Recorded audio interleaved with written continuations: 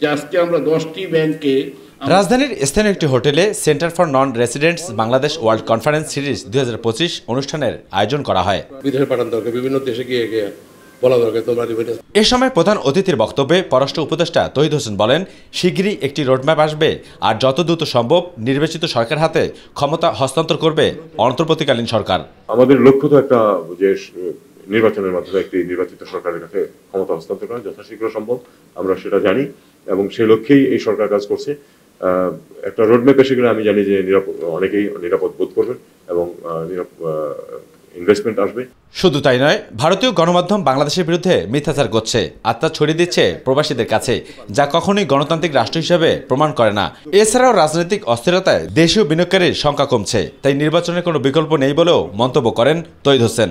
রাজনৈতিক একটা অনিশ্চয়তা যখন দেখেন কেউ, তখন সেখানে কিন্তু ইনভেস্ট করতে আসতে চান না সহজে কেউ। কাজে এটা আমাদের জন্য একটা কঠিন কাজ সামনে এবং আমরা আশা করছি যে খুব তাড়াতাড়ি একটি রোডম্যাপ এসে যাবে, তখন সহজে আস্থা ফিরে আসবে আমাদের যে বিদেশি বিনিয়োগকারীরা আছেন, ইনক্লুডিং এনআরবিরাও যাদের ব্যক্তিগত টাকা ইনভেস্ট করবেন, তারা এনআরবি হলেও কিন্তু তারা ঝট করে এখানে আসবেন না নিশ্চয়তা না দেখলে। এটা স্বাভাবিক, কারণ আপনার অর্থের যে একটা নিরাপত্তা সেটা আপনাকে অবশ্যই দেখতে হবে।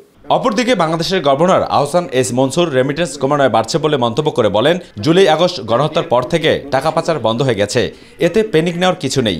আগামী 6 মাসের মধ্যে $2 থেকে 3,000 রেমিটেন্স প্রবাহ আরও বাড়বে। দেশের অর্থনৈতিক ক্ষেত্রে স্থিতিশীলতার কথা জানিয়ে বলেন, পাচার হওয়ার টাকা ফেরত আনা সম্ভব। বিদেশে আমরা সবাই বাঙালি হিসাবে আমাদেরকে পরিচয় দেব, আমরা বাঙালি হিসাবে কাজ করব, আমরা লবি করব বাংলাদেশের জন্য। আমরা কোনো পার্টির হয়ে লবি করব না, আমরা কোনো দল বা ব্যক্তি বা পরিবারের জন্য লবি করব না, বাংলাদেশের জন্য লবি করব। বাংলাদেশের যেটা স্বার্থ সেটাকেই আমরা দেখব। এটা যদি করতে পারি, আমরা রাজনৈতিকভাবে ওই দেশেও উপকৃত হব, আমাদের ডিভিশন, আমাদের ভোটাধিকার, ভোট যারা প্রয়োগ করেন তারাও ডিভাইডেড হবেন না। এখন শুধু সময়ের অপেক্ষা মাত্র, একটি অবাধ, সুষ্ঠু, নিরপেক্ষ নির্বাচনই পারে দেশের অর্থনৈতিক প্রবাহ ধরে রাখতে। আমাদেরকে এগ্রিগেটরের কাছ থেকে অবু সেতপু, মাই টিভি, ঢাকা। না কিনলেও চলবে, ওই 10টা এগ্রিগেটরকে